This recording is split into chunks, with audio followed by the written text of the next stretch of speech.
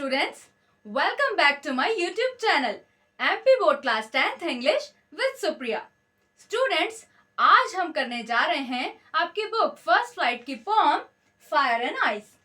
सबसे पहले स्टूडेंट्स हम इसकी एक समरी देखेंगे, देन उसके बाद इन शॉर्ट जानेंगे कि इसके जरिए आखिर पोएट क्या संदेश देना चाह रहे हैं, और फिर लास्ट में देखेंगे क्वेश्चन आंसर. जहां तक पोम की बात है स्टूडेंट्स, तो मैं आपको बता दूं, अभी आपको है ना अगेन ये fire and eyes and words को लेके ना एक्साइटमेंट हो रही होगी कि ऐसा क्या लिख दिया होगा. हमारे जो रॉबर्ट फ्रॉस्ट वो हैं जिन्होंने इस पोम को लिखा है, तो अभी आपको लग रहा होगा कि रॉबर्ट फ्रॉस्ट ने यार ऐसा क्या लिखा है कि ऐसा मतलब फायर क्या चीज होगी, इधर आइस क्या चीज होगी, क्या जो फायर हम सोच रहे हैं अपने दिमाग में क्या ये वही है. तो जानने के लिए बिना देरी किए स्टार्ट करते हैं आज का video. Let's go. Okay students, start करते हैं. The poem explores two possible ways the world could end. यहाँ पर इस पोम के जरिए रॉबर्ट फ्रॉस्ट ने ये बताना चाहा है कि उन्होंने वो दो रास्ते ढूंढ लिए, या यूं कहें दो रीजंस ढूंढ लिए, जिनके जरिए उनको ऐसा लगता है कि पूरा का पूरा विश्व खत्म हो सकता है. आखिर वो दो चीजें, वो दो रीजंस क्या क्या हैं, देखते हैं. फायर और आइस. जी हाँ, एक तो है फायर और एक और है आइस. अब स्टूडेंट्स, अगर आप यहाँ पर ऐसा सोच रहे हैं कि ये फायर वो आग वाली फायर होगी, या ये जो आइस है ये वो वाली आइस होगी बर्फ वाली, तो ऐसा बिल्कुल नहीं है. यहाँ पर ये फायर और आइस है ना कुछ इमोशंस को रिप्रेजेंट कर रहे हैं. वो आखिर इमोशंस कौन कौन से, फीलिंग्स कौन सी है, उसके बारे में अपन आगे देखते हैं. ठीक है. According to the poet, fire represents desire, greed, anger and hatred. Poet के अकॉर्डिंग, हमारे जो रॉबर्ट फ्रॉस्ट हैं उनके अकॉर्डिंग फायर जो है, फायर कौन सी वाली फीलिंग्स को रिप्रेजेंट कर रहा है. फायर जो है हमारा वो डिजायर को, मीन्स की व्यक्ति की जो अनएंडिंग डिजायर होती है ना, अभिलाषाएं, इच्छाएं, उसको रिप्रेजेंट कर रहा है. ग्रीड को, मीन्स की लालच को रिप्रेजेंट कर रहा है. एंगर को, गुस्से को रिप्रेजेंट कर रहा है. और इसके अलावा हेटर्ड, इसको भी रिप्रेजेंट कर रहा है. ठीक है. हेटर्ड यानी कि घृणा की भावना. आगे देखते हैं आप. These emotions grow so strong that they can burn and destroy people, relationships and even the world. हमारे पोएट का ये मानना है कि अगर ये जो भावनाएं ये व्यक्ति के अंदर बहुत ज्यादा स्ट्रांग हो गई, तो ये क्या क्या कर सकती हैं, ये लोगों को बर्बाद कर सकती हैं, उन्हें खत्म कर सकती हैं. और सिर्फ लोगों को ही नहीं, रिलेशनशिप्स मतलब कि रिश्ते नातों को भी खत्म करके रख सकती है, यहाँ तक कि पूरे विश्व को भी. नाउ आगे. Eyes represents jealousy, indifference and selfishness. वहीं अगर हम आइस की बात करें ना, तो वो कौन कौन सी चीजें रिप्रेजेंट कर रही है, प्रदर्शित करने का काम कर रही है. एक तो है जेलेसी की भावना. जेलेसी यानी कि ईर्ष्या, जलन की भावना. फिर उसके बाद इंडिफरेंस यानी कि उदासीनता की भावना. एंड सेल्फिशनेस यानी कि स्वार्थ की भावना है. ओके. फिर उसके बाद the feeling slowly freeze human kindness and can also lead to destruction. यहाँ पर हमारे पोएट का ऐसा मानना है कि ये वो वाली फीलिंग्स हैं जो धीरे धीरे करके क्या करती हैं, व्यक्ति को बेरहम बना देती है. उसके अंदर जो रहम की भावना है, जो प्रेम की भावना है, उनको खत्म कर देती है, और डिस्ट्रक्शन भी लेकर आ सकती है. ये आपको बर्बादी की ओर भी लेकर जा सकती है.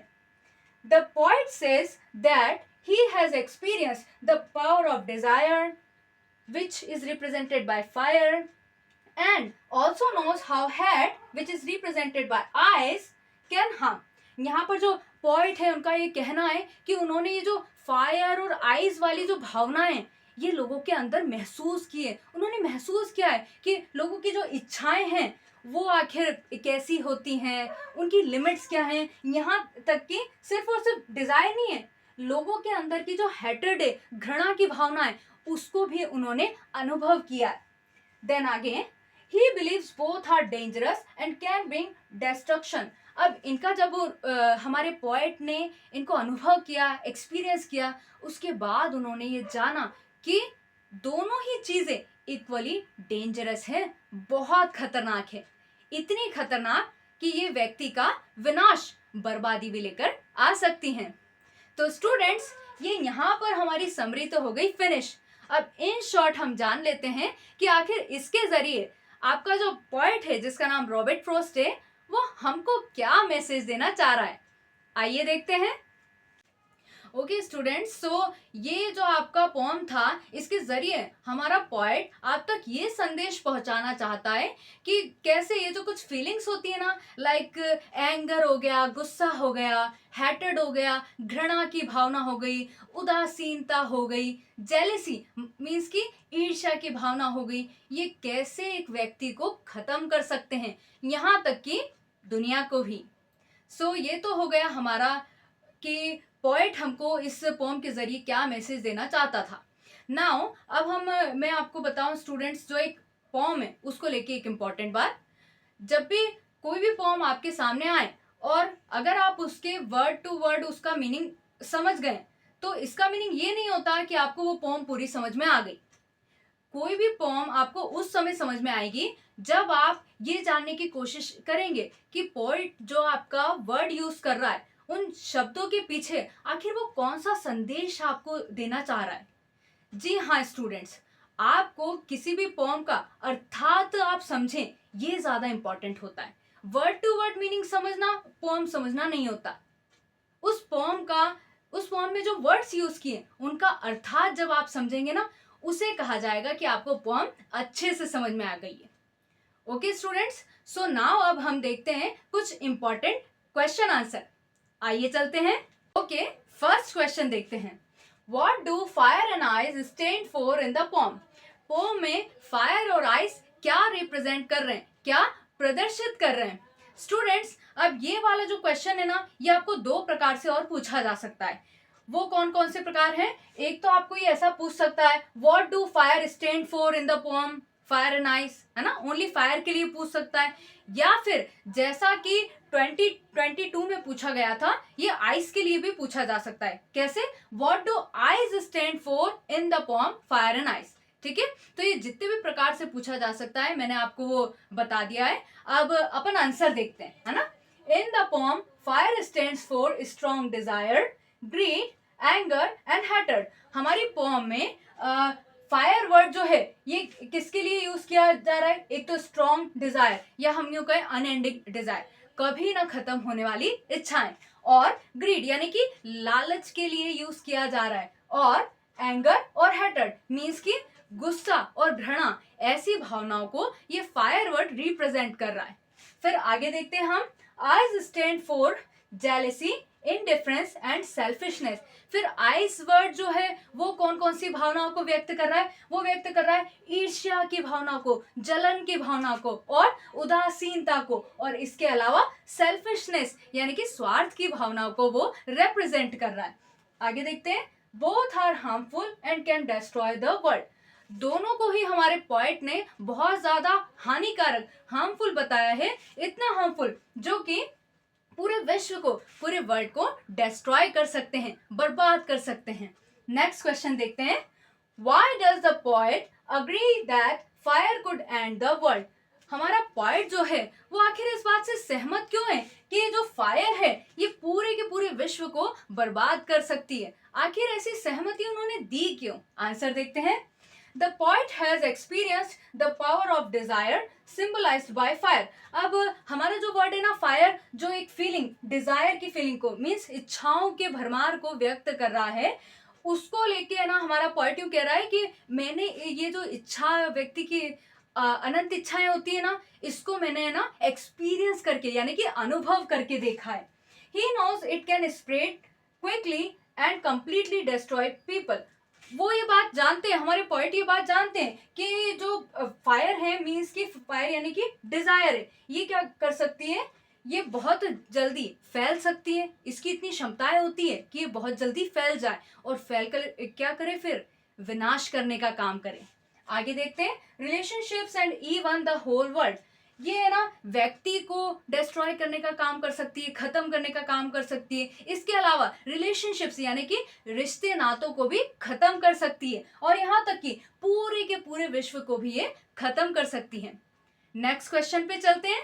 नेक्स्ट क्वेश्चन देखते हैं। Does the poet think that ice can also destroy the whole world? Why? यहाँ पर पूछा जा रहा है कि जो पॉइंट है हमारा वो क्या सोचता है कि क्या आइज भी जो है वो पूरे विश्व को बर्बाद कर सकती है? अगर हाँ तो ऐसा क्यों, हमारा पॉइंट ऐसा क्यों सोच रहा है? आंसर देखते हैं।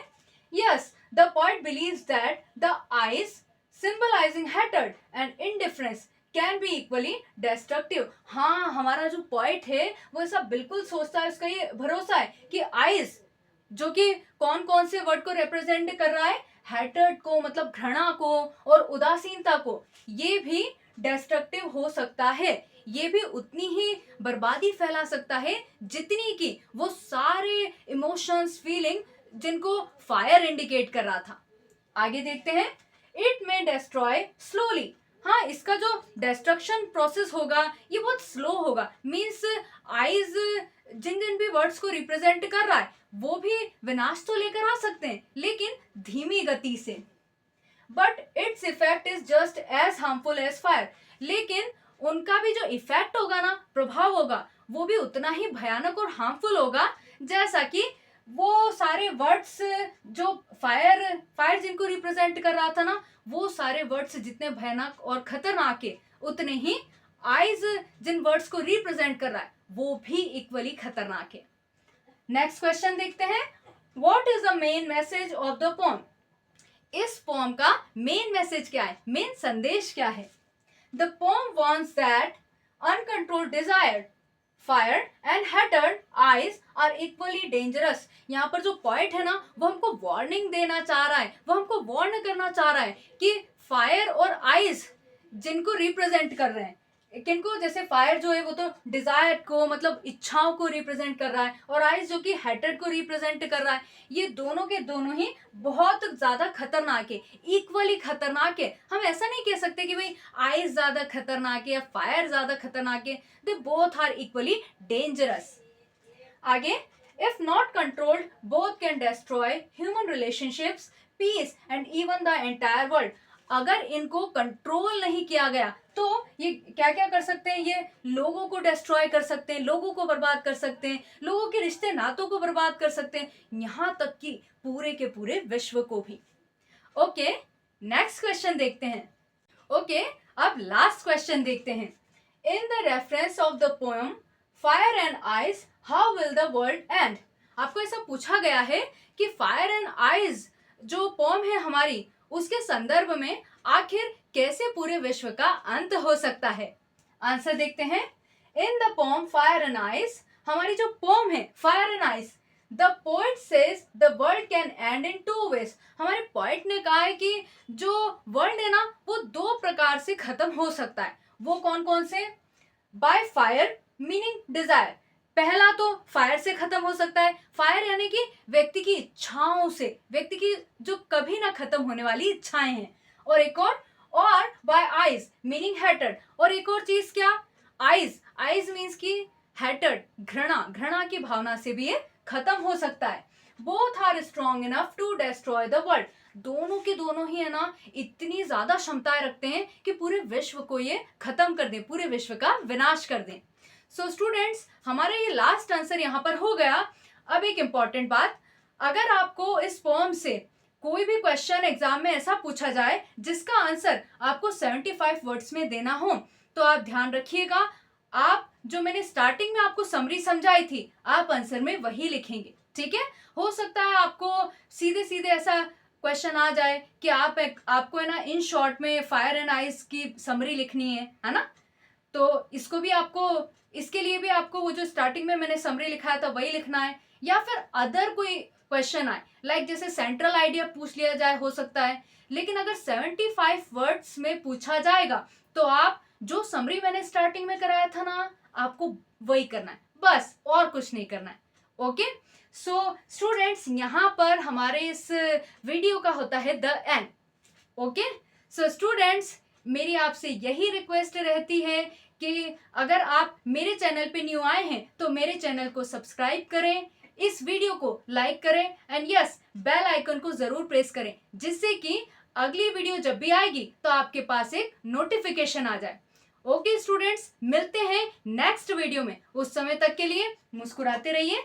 Bye bye.